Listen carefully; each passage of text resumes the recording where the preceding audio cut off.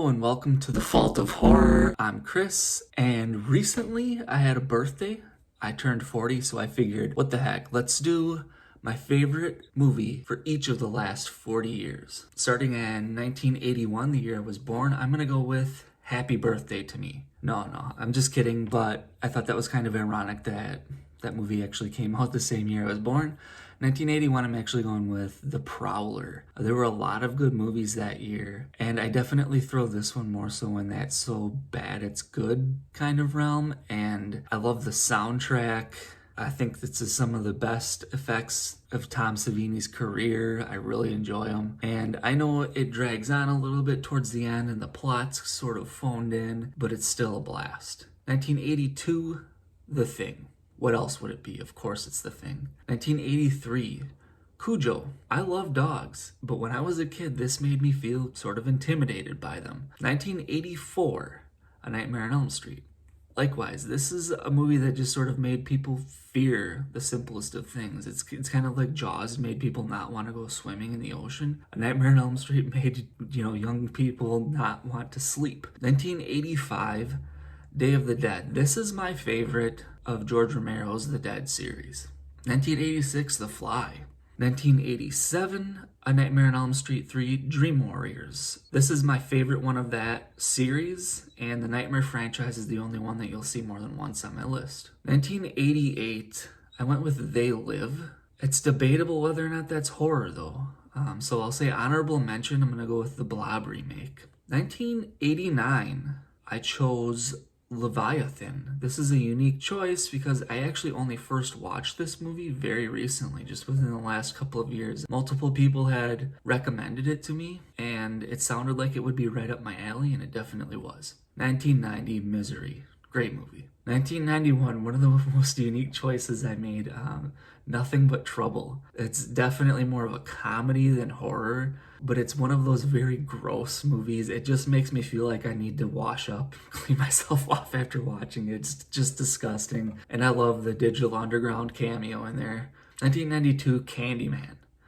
1993, Body Bags. Really cool anthology film directed by John Carpenter and Tobe Hooper. 1994, I chose Creatures from the Abyss. This is an Italian B movie. Again, it's a really gross one, but it's just a lot of fun. And my honorable mention for that year was actually Wes Craven's New Nightmare, which would have made that the third time the Nightmare series was on the list, but it just didn't quite make the cut. 1995, I decided to go with Leprechaun 3. Again, this is a guilty pleasure. That's one of, if not the first horror franchise I ever loved as a kid. And I really enjoyed that third one, and to this day, I just can't resist it. Another series from that time period would have been Tremors. I think I was sort of like, as a young kid, I was earning my horror stripes with Leprechaun and Tremors, so I couldn't resist throwing that on here. 1996, Scream. Yeah, So Sue Me, man. I think it's a great movie. So most years, I had a very difficult time narrowing it down. There were so many to choose from. There's a ton of great horror movies out there. Then I got to 1997, and I almost didn't do this list because I couldn't think of a single movie that I deemed worthy of putting on here. So I really had to dig deep. And I recalled there was this independent movie called Cube,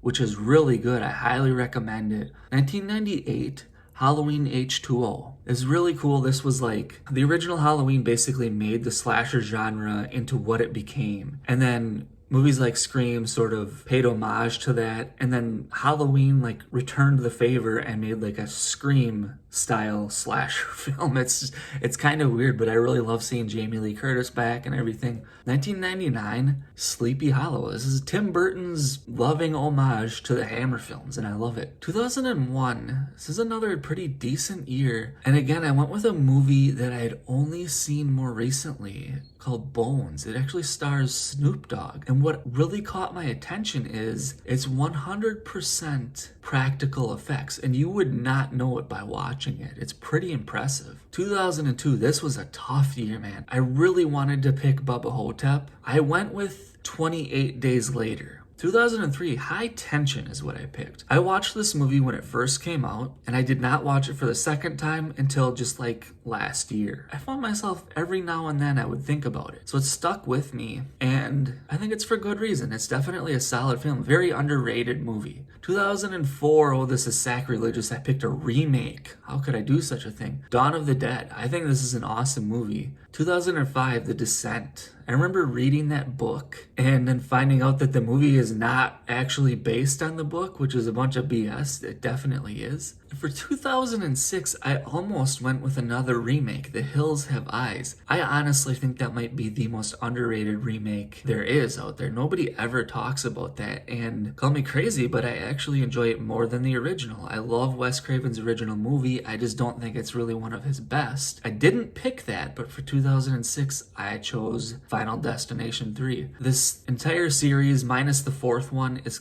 a bit of a guilty pleasure for me, and the third one's my favorite. 2007, Trick or Treat. This brought back horror anthology. It's so good. 2008, Let the Right One In. 2009, another difficult year. I ended up picking The Loved Ones. I hate that term torture porn, but I don't know how else to describe it. And I'm not that into those types of movies, but this one I just thought was crazy. 2010, Let Me In. So yeah, I have the remake as well as the original on there. I enjoy both of them. And again, this is a thing that I'll get some backlash for, but I prefer the remake. It was the first one I watched, and it just stuck with me. 2011, Red State. This is Kevin Smith's first foray into horror, and it's a really unique movie. 2012, The Woman in Black. I think it was the first time any of these Hammer revival films really garnered any attention, and it still holds up. 2013, Curse of Chucky. I love the way this kind of ties together the entire series at the end. This was the first time in a really long time that I actually enjoyed one of the Child's Play movies. 2014, Babadook. 2015, I went with Knock Knock. Again, is this really horror? It terrifies me to watch. I squirm in my chair every time I see this one. So yeah, why not call it horror? 2016,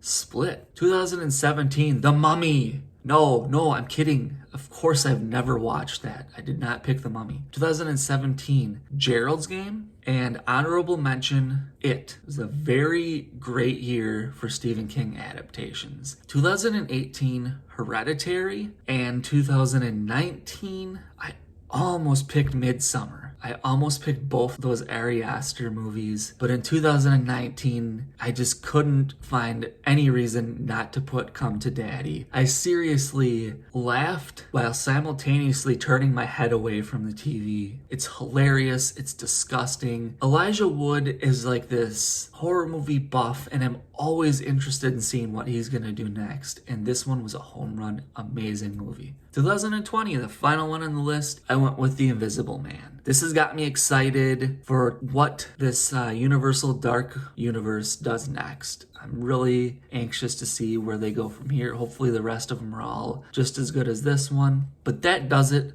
Thank you for joining me for my 40 birthday movies, the top 40 movies of each of the last 40 years. And thanks for watching.